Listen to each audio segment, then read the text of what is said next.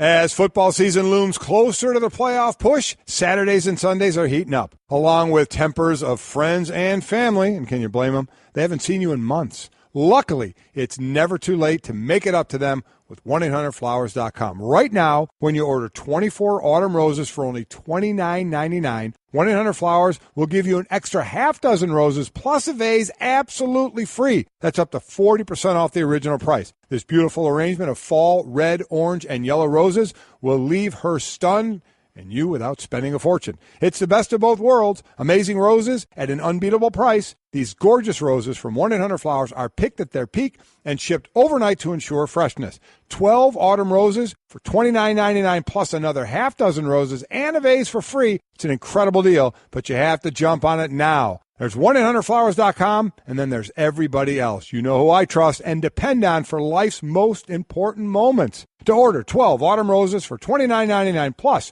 another half dozen roses and a vase for free, go to 1-800-Flowers.com/Mike. That's 1-800-Flowers.com/Mike. Sport Clips Haircuts Help a Hero program funds scholarships for U.S. veterans who are pursuing a college degree or vocational certification. Visit your nearest Sport Clips to learn more and donate now through November 11th. Here we are. We're Mike and Mike. We're back and better than ever. We're presented by Progressive Insurance. Our guests on the Shell Pennzoil Performance Line. We passed the midway point of the NFL season yesterday. We rolled into the final fortnight of our time together. And the days, Mike, that I will not miss are the days like these, the ones where we cannot possibly start talking about sports until we spend a moment, as they say in the show Hamilton, working through the unimaginable, this time in a tiny town in Texas. And, Mike, these are the times when it's very difficult to know what to say. Obviously, we'll talk about football this morning, as we assume that's what everyone wants us to do, but it's impossible to ignore what seems to be just a constant string of horrendous tragedy. You do. You run out of things to say. The First Baptist Church in Sutherland Springs, Texas, more than 24 dead. A 26-year-old kid. I mean, are you kidding me? 26 years old walks into a church and just starts shooting, and people ranging from age of 5 years old to 72 were killed in this. You're right. It happens all too often. We've had to talk about it all too often, and you run out of things to say other than, your thoughts and prayers are with the families of those affected as everybody sits and tries to figure out why. We ask that question way too many times. Why? Why did this happen? Why is this going on? Why are these things happening? And is there a way to stop something like this? I have no ideas as to answer to all of those. No, the one thing I haven't figured out in all these years, it's exactly what the appropriate thing is to say on a show like this one at a time like this. There are other places where it would be appropriate to talk about this at great length and dive deeply into the issues, but this isn't a place to do that. So it is a place, I think you're right, just for us to say how horrible it makes us feel and how horribly we feel for all the people who are directly involved and connected. And then the only thing that we can figure to do is to try and take you back where you want to be if you are spending the morning with us, which is to hear us talking about football. And there certainly is plenty of that out there, plus a lot of other sports news as well. So let's do it. Let's dive right into it here with Off the Top. And it starts with James Harden, Mike, who put up 56 points yesterday in a big Rockets win over Utah. Yeah, he did. In terms of total points scored or assisted on, James Harden had the third most prolific offensive game in NBA history on Sunday. He's now scored or assisted on 90 points on two separate occasions. So Sunday he accounted for 91 points.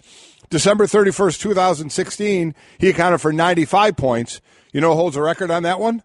March 2nd, 1962. Some large human being. Yeah, he had 100 points scored. He accounted for 104 points. I guess he had 2 assists as well. You know what? He dished the ball. He dished the ball. Yeah, well, Off the top. should have his own record book. Hawks get their second win of the season. I actually was just looking at the standings over breakfast yesterday morning trying to get my sense of equilibrium, and I noticed the Hawks only had one win on the year, and then they went out and they beat LeBron and the Cavaliers yesterday for their second. The Cavaliers are 1-4 as double-digit home favorites, and that would be losses to the Hawks, the Pacers, the Knicks, and the Magic. They were double-digit favorites. They lost at home. The Cavs, count them out of the NBA Finals now, gang. Cavaliers are 4-6 this season. Only 8 teams in NBA history have reached the NBA Finals after having a losing record through 10 games. None since 1980-81 Rockets. So they're pretty much done. Yeah, they're obviously not done. I know that you're kidding. No, I am kidding, yeah. At what point does it cease to be, everything will be fine? And does it become, the team has some problems. I mean, there are some defensively legitimate holes. Listen, we said they're worst in the league in defensive efficiency. I don't think that's a shock. They were this bad last year, and they got to the finals as well. They're going to be bad again this year. I don't think that's magically going to turn around. Can you play better? You heard LeBron talking after the game about everybody's got to come with the effort, and we've seen his last two games, 56, 57 points and high 40s again Friday night, and 40-something last night. I mean, when they were down 16 or 19, it brought them back in the fourth quarter to down just 2, and they couldn't finish it again. That's what we keep talking about. When LeBron's not on the court, can you get somebody to do something to keep a game close? And right now they don't have the answer to that. They get Isaiah Thomas back, and yesterday they played without Kevin Love, who was sick and all that. You keep telling yourself, they'll be fine. Yeah, you do. And they probably will. But right now they're not. Off the top. All right, it was a good day for the top of the 2016 NFL draft. Like 2 weeks ago, we were talking about the 2015 quarterbacks, Jameis and Mariota, versus the 2016 quarterbacks, Goff and Wentz. Mariota and Winston came in with a lot more fanfare. They came in with substantially higher draft grades. But right now, Wentz and Goff are leading the two best teams in the NFC, and they are the reasons why. Two top scoring teams in the league as well. The Rams have already scored more points this year than they did all of last year. That's incredible. It really is. They're halfway through the season. Goff threw 4 touchdowns. Wentz threw 4 touchdowns. No interceptions. It's the first time in NFL history that the first two quarterbacks selected in the same draft, not necessarily 1 and 2, had at least 4 touchdowns and no interceptions in the same week. I'm surprised at that. It's the first time in NFL history, let me say that again, that the first two quarterbacks selected in a draft threw 4 touchdowns and no interceptions on the same day. These are the two best teams. They are in the game. They are. Now look, I mean the Broncos are in a state of disarray. Yes, they are. And the Giants, who the Rams beat, oh my gosh, are so bad it's hard to fathom. But don't take anything away from what those guys did and what those teams are doing. We'll get back to them in a minute. The Saints win their 6th straight against another horrible team. The Buccaneers are terrible. There, another one made me. I picked the Giants to make the playoffs, and they should fire their coach today. I did as well. And I picked the Buccaneers to make the playoffs, and they should fire their coach today. Those two teams are terrible, and they're not trying hard. It's. I don't know if I'm going to go, that the far. Giants aren't even making an effort to tackle anybody. They're just watching guys run by them, and the Buccaneers are in total. What's the word I'm looking for? Like disarray? Yeah, disarray, but like from a discipline standpoint. I mean, the stuff they're doing on the field is just crazy. The Saints, though, let's go back to them because they were the big winners here. The 4th team in the Super Bowl era to win at least 6 consecutive games immediately after losing its first 2 or more games in a season. So, I mean, they got it going on. And we know offensively when Drew Brees is leading the show that Alvin Kamara, the kid from Tennessee, has been a great, obviously, pick for them to go with Ingram. Adrian Peterson no longer there, who's doing really incredible things out in Arizona that we'll talk about as well. But no doubt, absolutely positively, no doubt, the Saints were never going to get back up near the upper echelon until their defense is improved, and it has improved. Off the top. And finally, the marquee game of the day was the Chiefs and the Cowboys. And I thought from an entertainment standpoint, it lived up I agree. to the bill. Alex Smith, the headline here is that it was intercepted for the first time this season, and the Cowboys wound up getting the win. Yeah, Alex Smith had gone 287 straight passes without an interception to start the season. It breaks the Bernie Kosar record of 286 to begin the 1991 season, but he did have that interception. He tried to force one into Travis Kelce, and why wouldn't you? You want to throw it to Travis Kelce. Could have used a better drive there. I had Kelce in my fantasy. So did I. I know. Yeah, I was trying to get past Wingo. As you're trying to tonight. I will tonight. I got him tonight. Marvin Jones, baby. Yeah, you do. You need him tonight. But I agree with you. It's a game that lived up, and it's a game that you see that offense moving with Zeke Elliott, and you just keep wondering week after week, is Zeke Elliott going to be on the field? Yeah, and yesterday, I'll tell you what. Off the top. Let's make that off the top presented by Progressive Insurance. Customers who switch to Progressive save an average of $500. Call or click today. Find out how they could save you hundreds on your car insurance. I'm going to get to some other stuff in a second. But you tell me, because I know you watched that game. Did the Chiefs, they obviously did everything they could to take Zeke out of that game, but he never got it rolling yesterday. He has been on such an incredibly hot streak, and he never got it. Yes, he scored a touchdown late, and yes, his numbers will wind up looking decent, though not Zeke-like, but he sort of never got it going yesterday. They're a good defense. I mean, listen, when we normally see him running for 110, 120, 150, you take 27 for 93. You take 31 for 131 yards as a team because you're controlling the clock, you're controlling the ball, so the running game is working for the Cowboys. Unlike it wasn't. Now, did they hold him certainly down to what he's normally does? Yeah, but they still got the carries in. They still got a good amount of yards in. So the running game, as far as I'm concerned, was successful yesterday. I agree totally. I just meant as far as Zeke Elliott is concerned. You expect him to break a big play here or there, and he wasn't able really to do it. But give the Chiefs defense credit for that. All right, let's start, though, with those quarterbacks and the Eagles and the Rams. Yeah.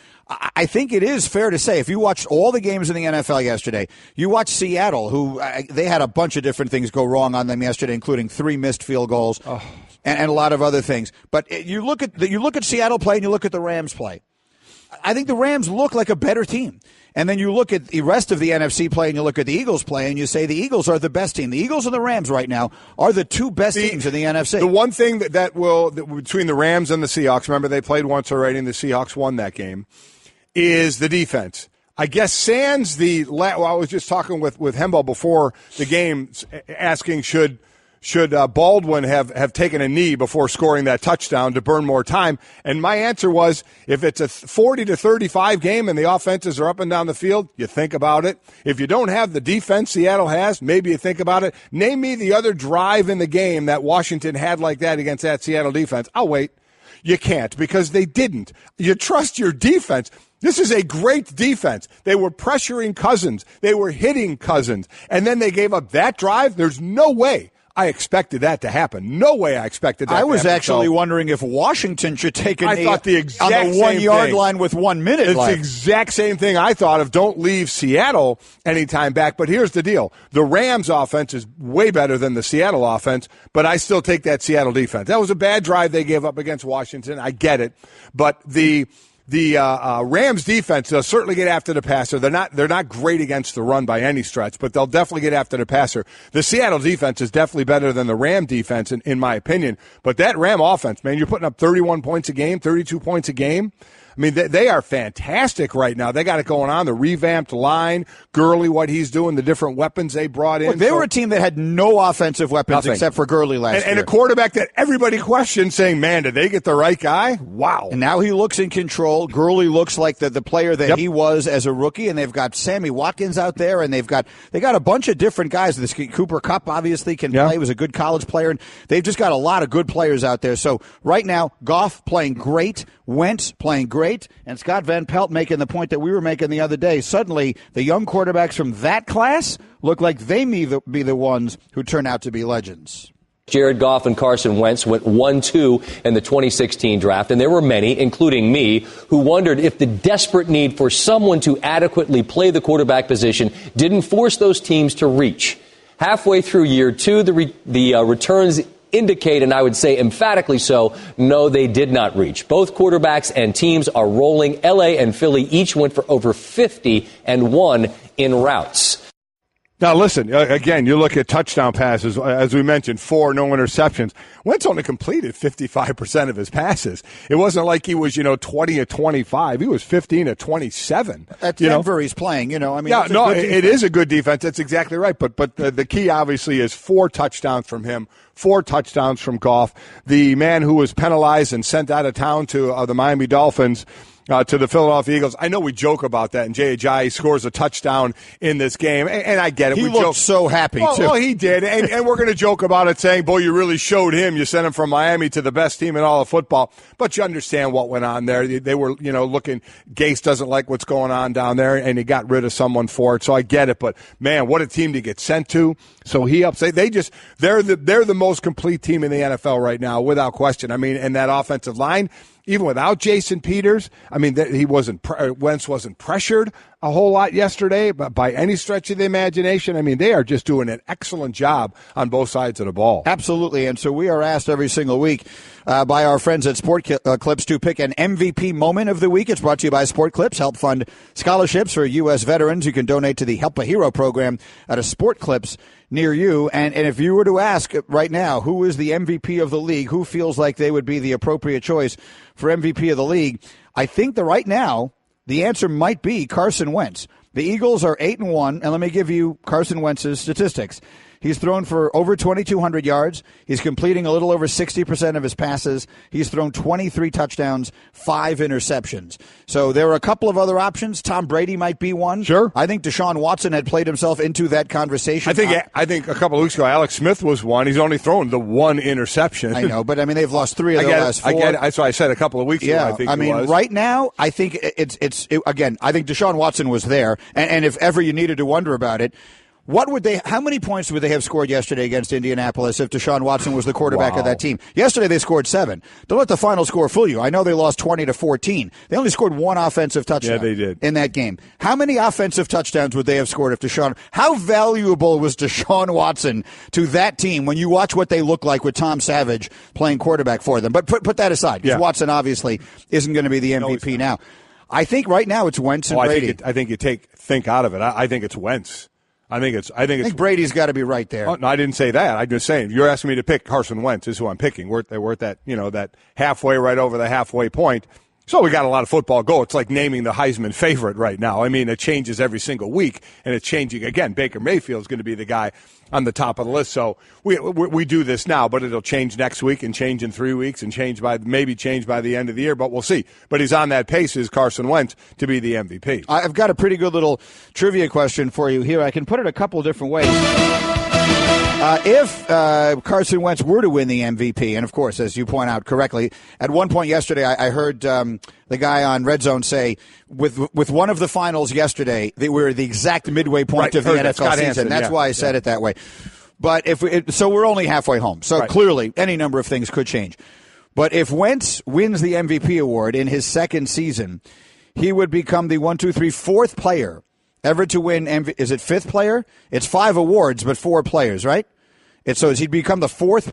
He'd become the 5th player. Sorry, it's 4 players who've done it before. He'd become the 5th player ever to win the MVP award in either his first or second season. So I could do the trivia question in a number of ways. I could have you name the others. I could have you name the most recent. Let's stew on that for just a moment. Let's make it the most recent. Who was the last player to win the MVP award in his first or second season? Against Wentz would be doing it in his second, were he to do it here. We'll give you the answer in just a couple of minutes. In the meantime, should the Giants fire their coach today? Wow. If you watch that game yesterday, if you watch the touchdown that they gave up on that first play, I know that the Tyreek Hill play, I saw you guys tweeting about it, the Tyreek Hill play where they, at the end of the first half yesterday, that was terribly defended by the Dallas Cowboys. That was just poor defense. That was poor defense. But if you watch the touchdown that the Rams scored early in that game where they dumped the ball off to Woods and he went running down the field, and the Giants defense, half of whom are hurt and half of whom are suspended, just turned and watched him go by. I thought to myself, this is embarrassing. Well, I mean, there's the play on the field, and we've seen what's going on off the field, obviously, as well. So the questions of control of the team, between your head coach and sometimes your D coordinators running after players after games, outside the locker room. I mean, to me, nobody likes calling for anybody's job or wants anybody to get fired.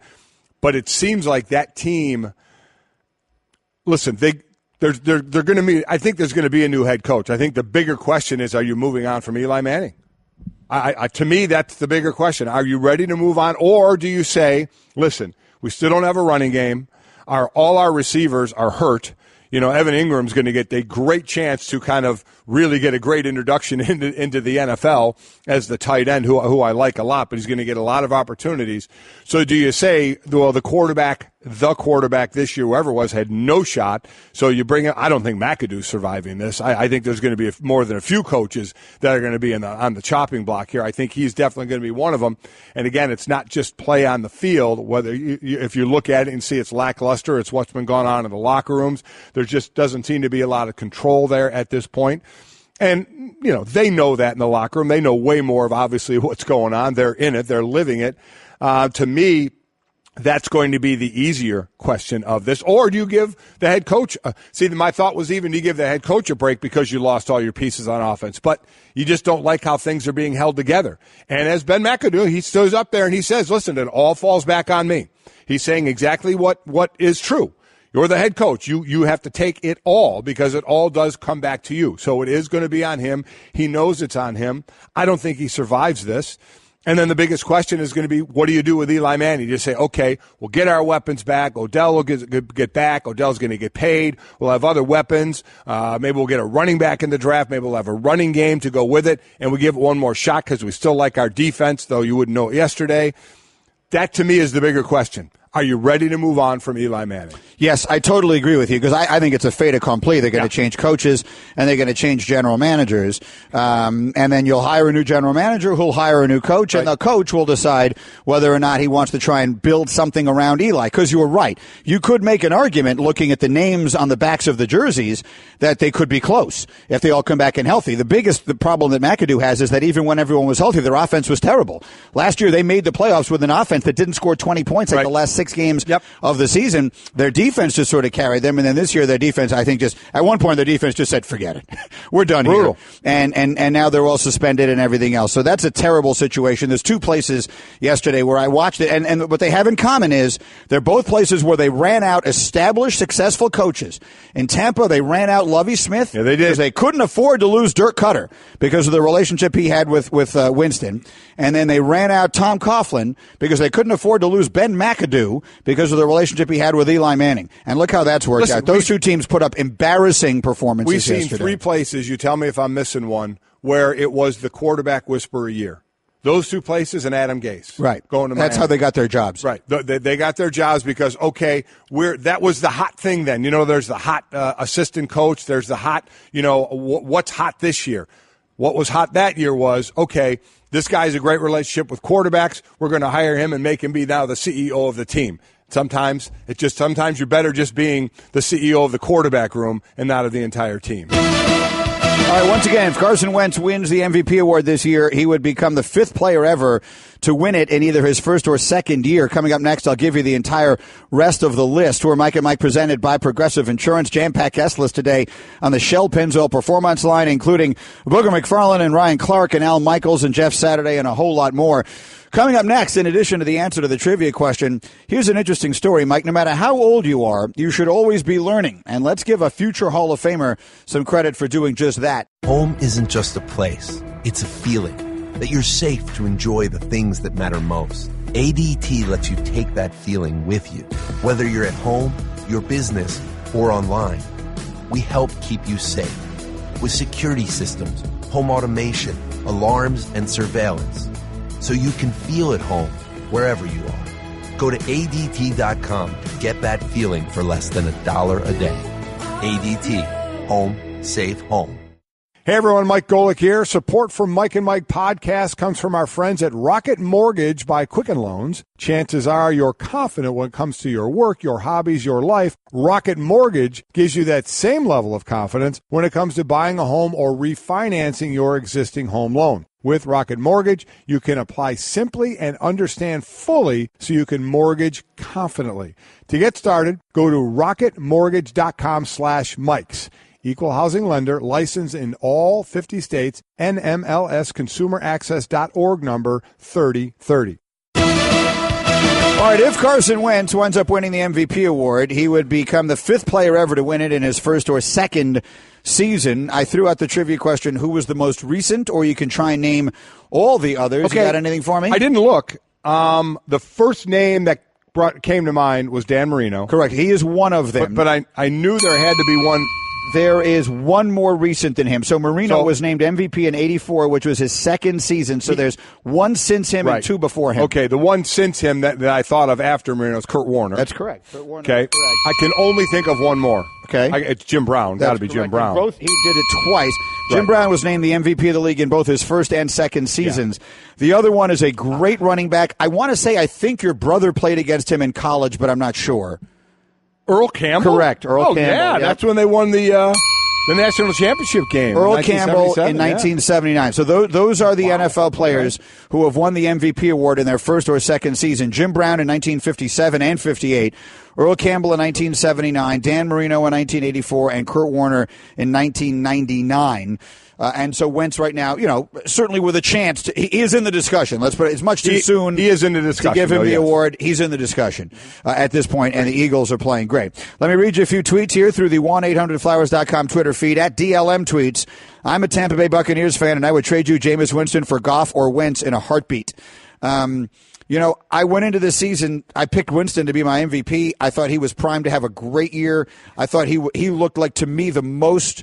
He looked, of all those four guys we just talked about, and to put Dak Prescott in the conversation, if only in that he's from that same quarterback class, right. And he's had more success, I guess, than any of the rest of them.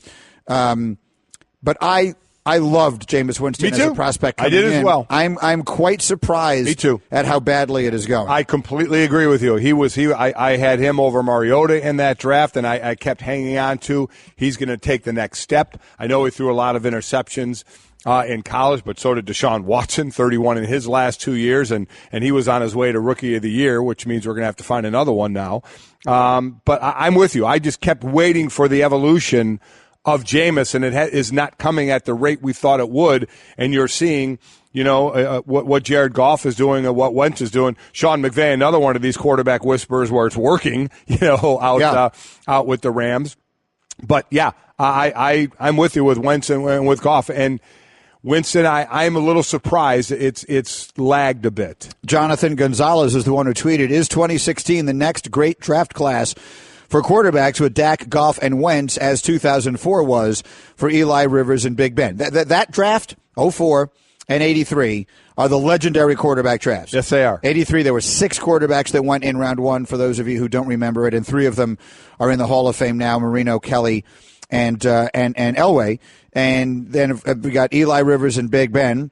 And with Dak and Goff and Wentz, Goff went number 1 and Wentz went number 2, and Dak went in the 4th round. Yeah, he did. And all 3 of them right now are great, and all 3 of their teams won yesterday and look good doing it. Yeah, they really did. That will be interesting. Obviously, you have to give it a lot more time to see where these guys go and this draft goes with the quarterbacks. But the most impressive to me has been Goff. I mean, as far as what happened last year, Wentz, they played him, they went with him, you learn. Goff, it was like, I'll never forget the first game, he was inactive. Wouldn't even put a uniform on the guy.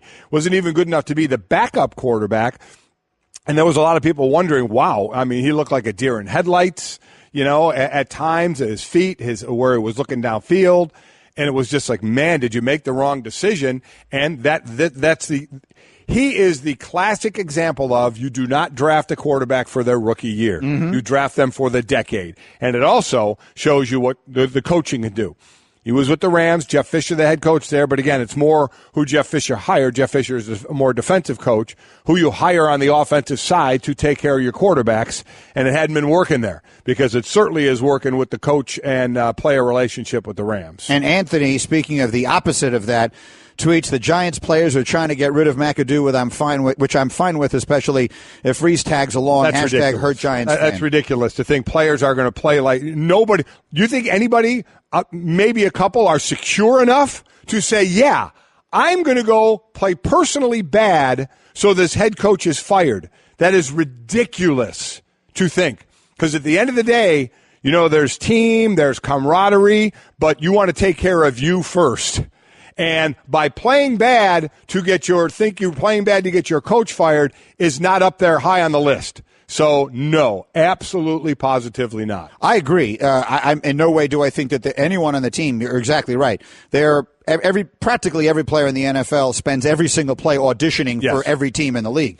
So I get that. But do I think that, as I said before, when things are going badly, a really good leader. That's when it gets more to leadership. Hold exactly right. Together. Leadership from a coaching staff, leadership from an assistant coach, leadership from the locker room and the players. You certainly find out that that's lacking without question. You're definitely not seeing it there right now. Mike and Mike brought to you by Upside.com.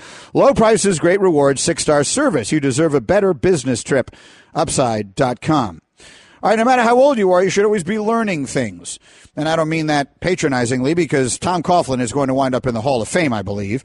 And he had an incredible tenure coaching both the Jaguars, whom he took from an expansion team to the AFC Championship game, and then the Giants, of course, with whom he won 2 Super Bowls. But I think he made one huge mistake late in his career with the Giants.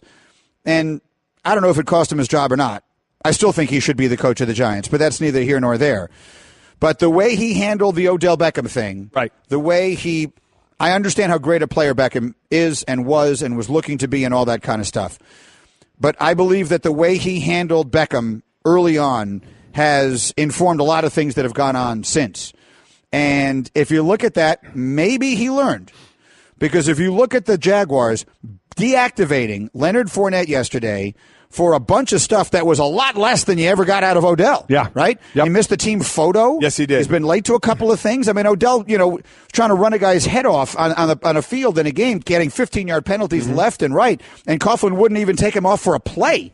And now he deactivates a young Leonard Fournette who had missed the game before the bye with an ankle, and then they had the bye week. You figure he's going to run for 500 yards yesterday, and an hour and a half before the game, you find out that they deactivated him. And that's got Tom Coughlin's fingerprints written all over. Oh, no doubt about it. Definitely sending a message to the young player of how things are to be done. And we all know Tom Coughlin, if you're not 5 minutes early to a meeting, you're late. You all know that about him. I keep talking about when I got out of football, one of the first jobs, as well as me coming here to do games, I ended up getting hired to be Jacksonville. They just came into the league that year, 95. I was their exhibition, their preseason game analyst. So me and Kevin Harlan would do the game. So I spent like all training camp there and talked to Tom and watched how we did things. And he was obviously way on the other side of the line when you walk on the field, both feet on the ground in the meeting rooms, the chin strap buckled at practice. It was old school as you can get. And he had said, listen, I'm just going to do this to set the tempo and set the precedent early on. And he certainly loosened up from that. But we know the type of coach he is. So it was surprising. And surprising to a point of, I got a great receiver in Odell Beckham. He's doing some bad things, but I want to win, so I want to keep him on the field, to kind of an eyebrow raising. Really? You normally do this, and now you kind of didn't. You were kind of wishy-washy in that situation. Some people understood it by saying don't penalize the team by keeping your best player off the field. Well, here you got the young stud in Fournette and basically said, I'm with you. His fingerprints are all over this.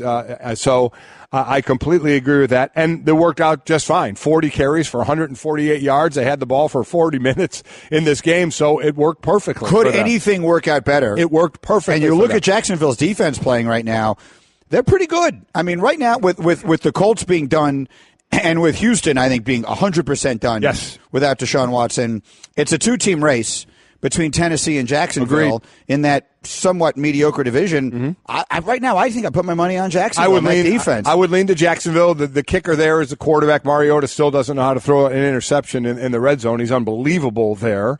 I like their O-line. I like their running game. I think their defense is pretty good as well. Jacksonville's defense is excellent, better against the pass than against the run. You still are dealing, with, can you rely on Blake Bortles, who was 24-38 yesterday for 259? Can you rely on him to win you a game? And I think most people still think when you're talking about the air that you're talking about, the air of the playoffs, can he do that? And most people don't think he can at this point, so they have to win it in different ways. But, boy, they're playing really well right. They held Cincinnati to 148 total yards. That's another team where you kind of wonder if finished. My point, you're starting to rebuild that. Yes. All kind of wiping it out and starting over again. 100%. Kind of there. This is going to be a very, very busy year for coaching change.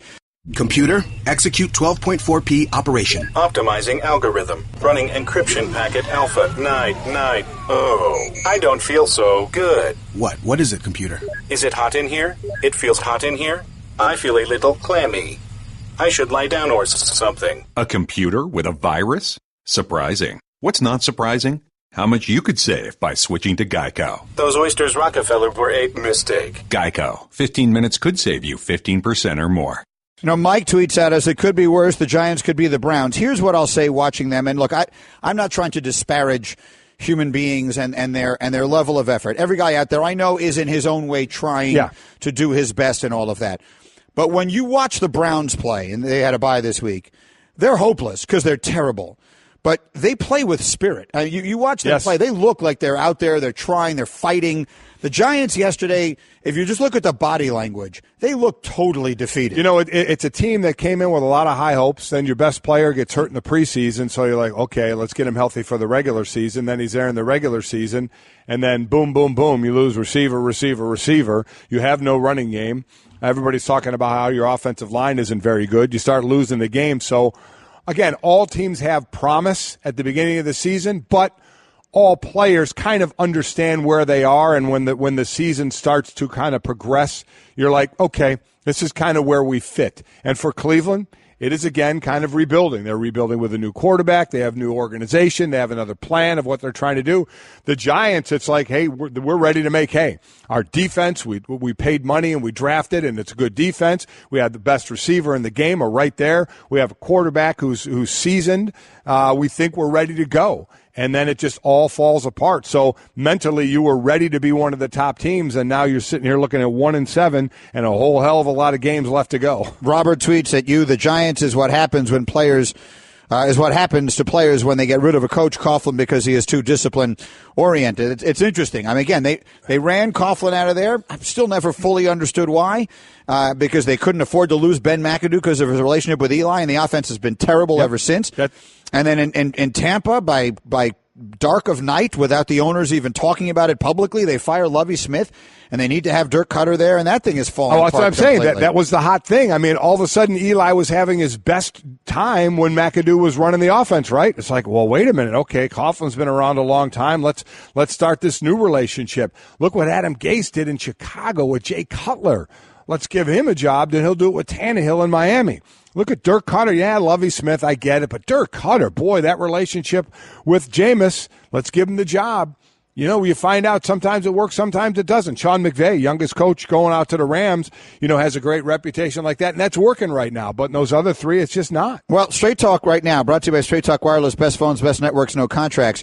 We had a little bit of this conversation on Friday, Mike Booger and I, when you weren't here. Actually, it was Field Yates who brought it up. That was the day after the Jets had beaten the Bills on the Thursday night weekend opener.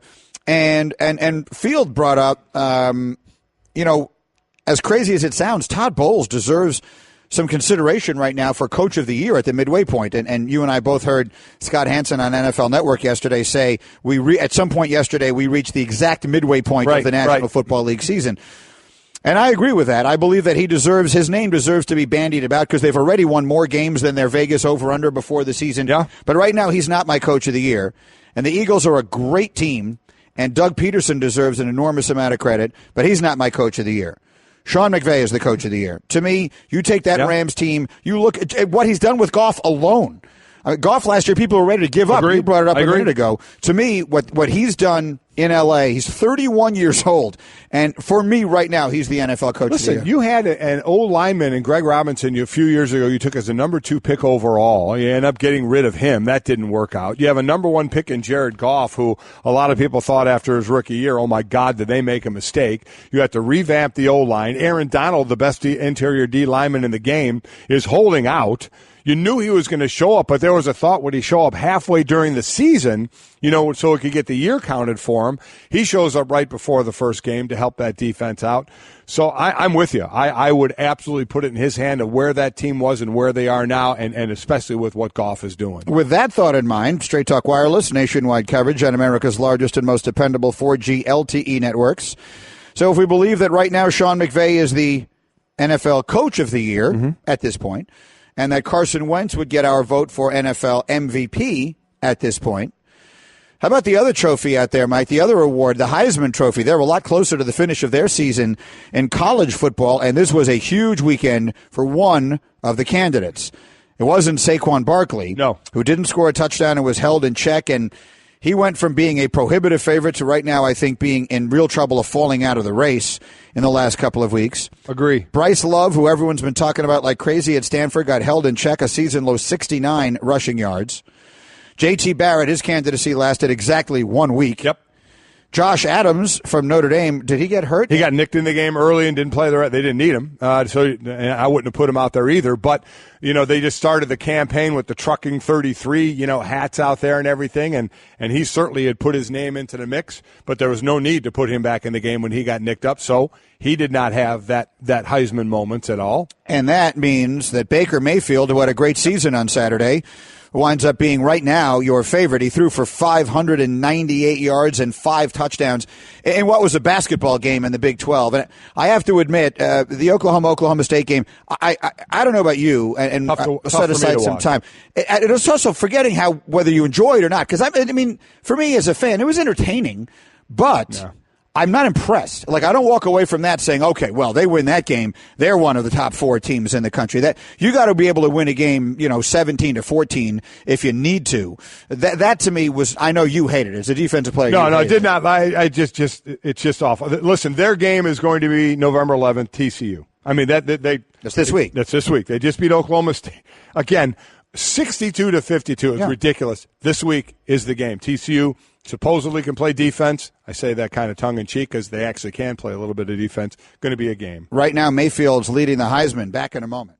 I just saved hundreds of dollars by switching to Geico. I'm so happy, I feel like I can fly. Disclaimer, you will not be able to fly by switching to Geico. This is against the laws of physics and nature. If you find yourself flying, please seek professional and or medical help immediately. In the unlikely event you find yourself flying, you might be a superhero, or a pigeon, or a superhero named Pidgewoman, who was bitten by a radioactive pigeon. If you are indeed Pidgewoman, Geico retains all licensing publishing rights in the event Pidgewoman the movie becomes a top-grossing Hollywood blockbuster. Geico. 15 minutes could save you 15% or more.